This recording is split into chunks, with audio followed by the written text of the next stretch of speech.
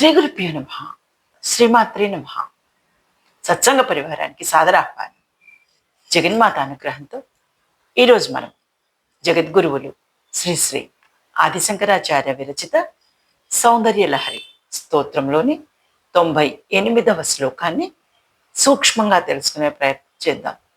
గం గణపతియే నమః. శ్రీమాత్రే నమః. కదా కాలే మాతః కదయ కలితాలక్తకరసం పిబేయం విద్యార్థి తవ చరణ నిందే జనజలం ప్రకృత్యామూపానా అపి చ కవితా కారణతయా కదా దత్తే వాణి ముఖ కమలతాంబూలరసతా. శ్రీమాత్రే నమః.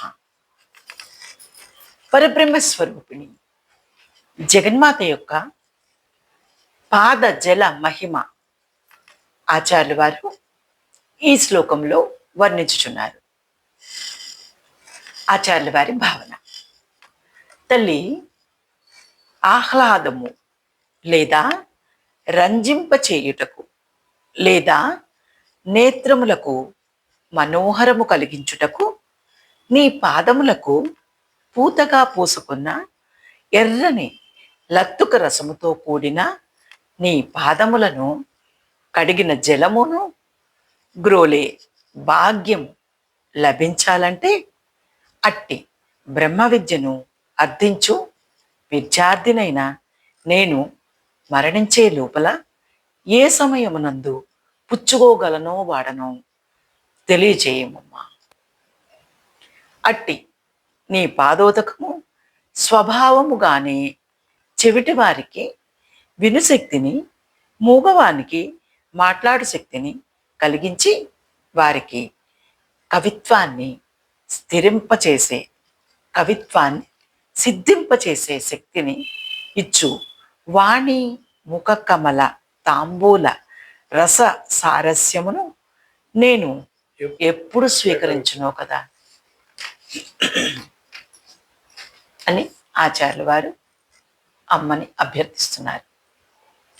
అంతరార్థం ఏమనగా, భగవతి పాదారవింద పాద్య జలము ఎర్రనై కవితా హేతువై కవీశ్వరుల వదనముల యందు సరస్వతీదేవి వదన తాంబూల రసము వలె ప్రత్యక్షముగా భాసిల్లుచున్నది.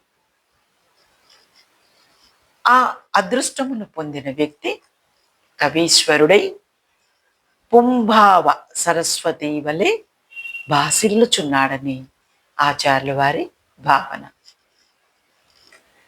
శంకరాచార్యులు వారి ముందు వారు మూక శంకరాచార్యులు వారు.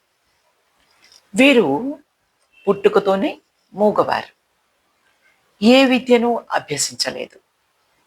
ఎప్పుడు కంచిలోని కామాక్షి ఆలయంలోనే ఉంటూ ఆ ఆలయంలోనే అమ్మ ప్రసాదం ద్వారా లభించే ఆహారం స్వీకరిస్తూ ఆలయంలోనే ఉండేవారు.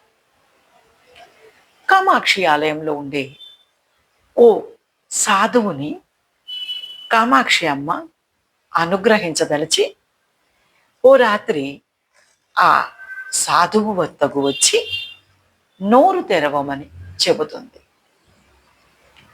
ఆ సాధువు ఉపాసన చేస్తూ కామాక్షి అమ్మ అనుజ్ఞను స్వీకరించలేదు. ఆ ప్రక్కనే నిద్రపోతున్న మూగవాడైన మూకశంకరులను లేపి నోరు తెరవమంటుంది జగన్మాత. అమ్మ అనుజ్ఞతో మూగవాడు నోరు తెరవగా అమ్మ తన నోటిలోని తాంబూల కబళం మూగవాడి నోటిలో వేసింది. వెంటనే మూగవాడు కవీశ్వరుడై కామాక్షి అమ్మపై 500 శ్లోకాలు వర్ణించినాడు. దీనిని మూక పంచశతి అందరు. ఈరోజు కూడా కామాక్షిదేవి ఆలయంలోని గోడలపై మూకశంకర్లు వారు రచించిన 500 శ్లోకములను సంస్కృతంలో చెక్కి ఉంచినారు. ఈ సంఘటనకి కాబోలు శంకరాచార్యులు వారు మూగవాడు కవి అయినాడు అని మూక శంకర్ల గురించి పరోక్షంగా చెప్పి ఉన్నారు. సాధారణంగా తమ పాదాలను ఎరుపుగా కనపడేందుకు గోరింట రసమును స్త్రీలు పూసుకుంటూ ఉంటారు. పాదములు సహజంగా ఎరుపు రంగులో ఉండకపోయినప్పటికీ గోరింట లేదా లత్తుక రసం వలన పాదములకు ఎరుపు రంగు వచ్చినట్లు బ్రహ్మ విద్య అయిన శ్రీ విద్యలో పాండిత్యం లేకపోయినప్పటికీ శ్రీమాత ఉపాసన ద్వారా బ్రహ్మజ్ఞానం లభిస్తుంది. లేదా కవీశ్వరులైన అమ్మను తమ శ్లోకముల ద్వారా స్తుతించే శక్తిని కలిగి ఉంటారు. బాహ్యంగా సగుణోపాసన పూజ చేసే కౌల మతాచార్యుల సాధన వారి ఎరుక మూలాధార చక్రంలోనే ఉంటుంది.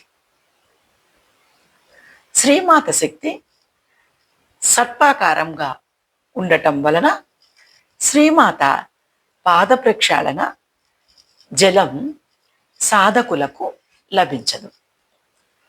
వీరు నిర్వికల్ప సమాధి స్థితిలో ఉండరు. నిర్గుణోపాసన చేసే సమయాచారుల ఎరుక సహస్రారంలో బిందువుతో ఐక్యమైనందువలన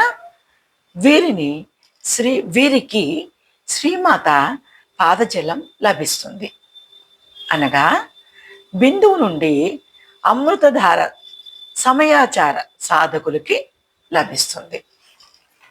సుధాధారాసారై చరణ యుగళాంతర్విగళితై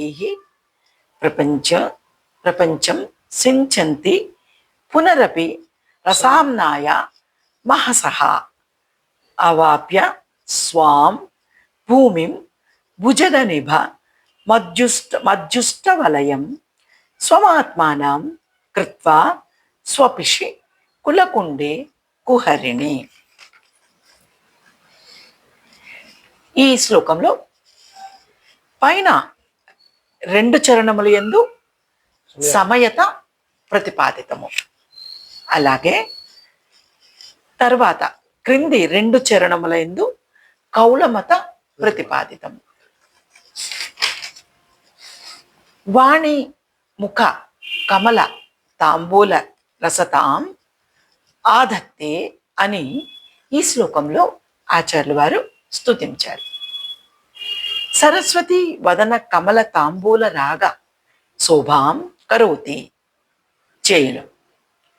తాంబూల కవిత సరస్వతి వదన వాగ్విలాస సదృశ సూక్తి లహరి సమున్మేష హేతువు. భగవతి చరణ నిర్ణేజన జలము పదార్చిత లాక్షారసాంకిత అగుట భారతీముఖ కమలస్థ విద్యార్థిని సత్కవిత కవీశ్వరుణ్ణి చేయుచున్నది. కాళిదాసాదులు ఇందుకు ఉదాహరణ. ఈ శ్లోకంలో మొదటి చరణములు భగవతి పాదోదకం ఎప్పుడు త్రాగుట జరుగును? ఈ శ్లోకంలో మొదటి చరణముల భగవతి పాదోదకం ఎప్పుడు త్రాగుట జరుగును? తర్వాత చరణములు అట్టి భగవతి పాదజలమును స్వీకరించిన వారు ఏ స్థితిని పొందినారు? ఇలా ఆచార్యులు వారు సరస్వతీయుక్త విద్య జ్ఞాన ఉత్తమ శ్లోకమును ఈ శ్లోకం ద్వారా అందించినారు. అట్లు భగవతి పాదజలము గ్రోలిన వారు మూగవారు సహితులు ఉత్తమ కవీశ్వరులైనారు అని ఆచార్యులు వారు చెప్పి ఉన్నారు. అనగా ఆచార్యులు వారు ఫలితం కూడా చెప్పి ఉన్నారు. మరి మనం కూడా భగవతి పాదజలమును గ్రోల్దామా? జగదంబ విచిత్రమత్ర కిం పరిపూర్ణ కరుణాశ్రిచేన్మయి అపరాధ పరంపరావృతం నహి మాత సోపేక్షతే సుతం. ఇది ఈ శ్లోకం యొక్క సూక్ష్మ వివరణ. జగన్మాత అనుగ్రహం మనందరి మీద కలుగుగాక. శ్రీమాత్రే నమః.